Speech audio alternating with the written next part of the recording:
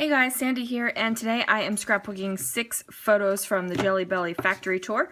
I have these beans and then a bunch of designs that they did with Jelly Bellies. And it was actually Ronald Reagan that made Jelly Belly famous. There's a whole history about it, I should say he contributed to it. There's a whole history at the tour, and it's pretty awesome. And today I am using my Rediscover Your Stash kit that I put together. Now I've pulled out these papers because I am doing a double layout, and this basic gray paper is the only paper that I actually pulled 2 sheets out of. Now I thought about using just some cardstock and some colors, but honestly I decided I wanted a pattern paper background across the entire thing, and instead of searching through my entire stash to find 2 sheets of the same paper, I decided to go with these. Now, I also have this other sheet of basic gray. I really like the dots, but I also really like this yellow on the back now that I'm looking at it. We'll see what happens with that. I also pulled out this Bella Boulevard and this Echo Park. So I also have my entire kit to pull from, but let's see what I can do. Okay, so I just layered up my photos on that yellow lemon-like paper, and I also created a border with that orange Echo Park paper. And I decided not to go with those cool yellow stripes, but my original idea with those dots. Now I did trim the photos just a little bit. I find that when I have 5 or 6 of the same type photo in a portrait, I end up using them across 2 pages like this quite often. So I gotta find little ways to mix it up a little bit. So for this one, what I did was just trim down the photos just ever so slightly. And the poor Statue of Liberty looks like she's got some sort of mask on her face right now. That's just my light shining down. So I popped out one of these words from this Bella Boulevard chipboard stack paper, and that's me hitting the camera. I'm finding I'm doing that a lot lately, and I'm not sure why, because the camera hasn't moved and I haven't moved, and for some reason I'm just like clunking my head against it and scrapbooking supplies and all kinds of things. So I actually am going to use some more cork. Guys, it is like a struggle in my soul to realize how much cork products I actually own. And I am just definitely trying to use a bunch of it up so that I don't have a whole heck of a lot afterwards once this stash Use Your Stash challenge is up.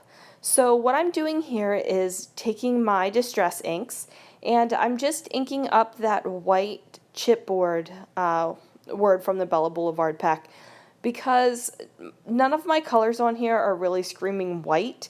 Even that purple underneath of the basic gray paper in the background is kind of a creamy color.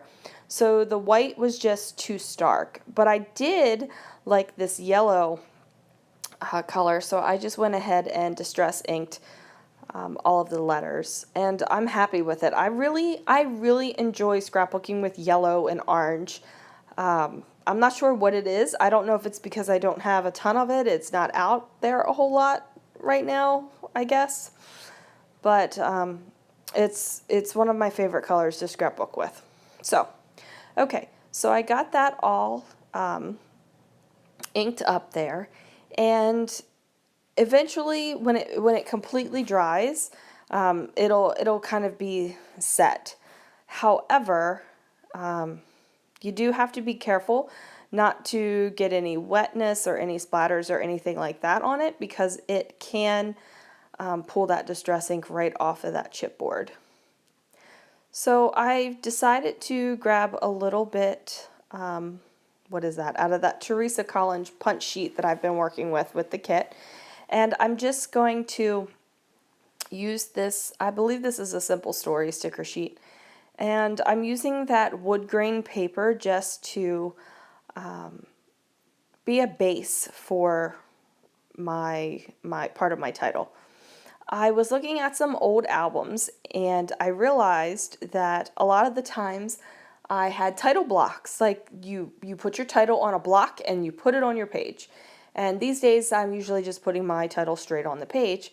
So I like having that kind of like throwback a little bit to something I used to do a lot all the time. So, and honestly, I don't know how many titles I can come up for this Jelly Belly Factory tour. So Jelly Bean Memories is what it's going to be. And that is just because that I had that word memories and I was ready to go. And here's some more chipboard I found. It has a nice gold chevron, kind of, or not chevron, arrow on that nice cork tape because I have more. Yay, more cork! So these little, but I am, guys, look, I pull out the plain cork tape because the gold arrow tape was a little bit too exciting. And then I'm just going to layer that all down. It's going to say Jelly Bean Memories. The cork is going to go across. And I'm just playing around trying to figure out which side it should go on. Should it go on the left? Should it go on the right? And I decide I really do like it on the right side better. And I'm just layering this cork tape up. And the cork tape is actually kind of cool. It has adhesive on the back of it, and it's has like a harder plastic backer sheet. And it actually, it's cool. Which is probably why I ended up buying so much of it, was because I still, even though I have all this cork, and I'm like, I cannot believe I have all this cork, I still look at it and think it's cool. So, there you have it. Okay, and I don't forget to put my little dot on the eye because, you know, sometimes with these stickers and thicker words and stuff like that, I don't even bother putting the dot on the eye. I don't know if it's because I don't want to say it's a laziness, because I mean it takes nothing to pop a little dot on the eye. I'm not sure what it is. Does anybody else do that? Just not put their dots on the eye sometimes? I don't know. Now this was kind of dumb of me.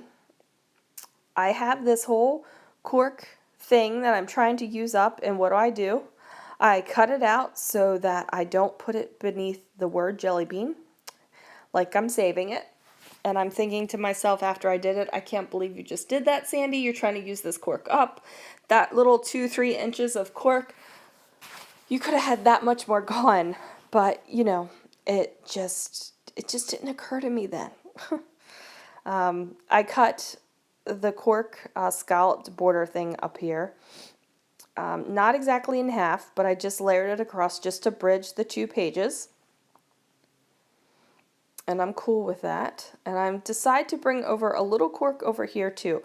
So on 2-page spreads, I still, a lot of times I would say, I still do the triangle embellishment design technique. And I think that's just because, to me, it's a triangle of embellishments or a triangle of words or a triangle of whatever kind of leads your eye around the page. And since it's 2 pages and 2-page spreads are few and far between these days in my albums, I want something to pull you in from one side of the spread all the way to the other and back around. And I really feel like the triangle does that, especially if you have similar items. Like I have cork in all 3 places, so I feel like your eye moves across the page. And having one of those places, like this top cork scalloped border that bridges both pages, kind of moves your eye even more. Like you are noticing that it spans the gap. And even though I put my albums, I should say, are 3-ring binders, and there is a gap, I feel like this technique of bridging things across the 12 by 12 papers, it kind of pulls your eye across and you almost ignore the gap. Alright, so I just pulled out this Capture Life sticker sheet, and I'm just trying to get some of these stickers used up, as this has been in my stash for a little while now. and I found that some of the colors really worked well. So after I put on that tab, there was kind of an awkward gap, so I'm just trying to figure out what I'm going to put there. And I'm not exactly sure why I haven't committed to that love circle yet with that scallop ring around it, but I think I commit soon. I know it stays there, so it should be coming up soon where I get some adhesive on that page. Okay, so I went and pulled some wood grain stickers as well. And I'm just going to layer it up. And I need it to build something up on that top part where that spread is. So I didn't want it just to be a straight line. It needed some sort of excitement up there. Now with this little wood grain piece, what I had done was, what is that, like a speech bubble triangle thing? I had just pulled that right on off of there because, you know, I didn't want to use it as a speech bubble. I wanted it to be used as just a pretty little piece that goes on there. All right, I think we're gonna get some adhesive actually on that love. Okay, and I just layer up the little heart. So the heart has moved. It was gonna be my little tab. I don't think that tab makes it on there. I think the tab goes back on the sticker sheet, which is sad because I love that little orange tab.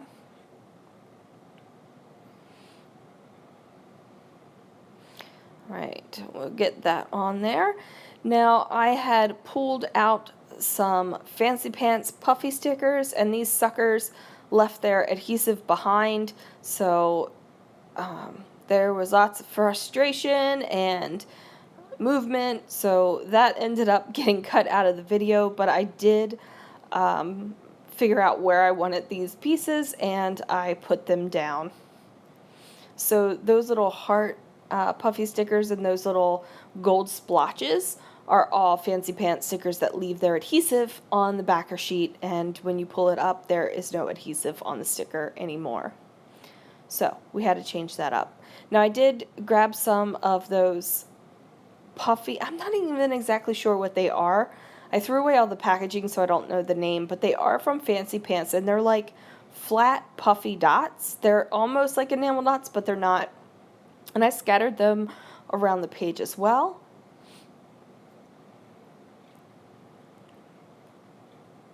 All right, where have I gone? Come back so I can see what I'm going to do next, because I think I'm finished. Do I add splatters on this? Maybe I do a little bit of journaling. I don't know, but the poor Statue of Liberty still has her eyes covered. Oh, I must have been flipping through some embellishments because I just pulled out those Jelly Bean ones. That's not Jelly Bean, that's Freckled Fawn. I guess I didn't use them. I sure did leave a lot of me just wandering around looking for supplies in this video.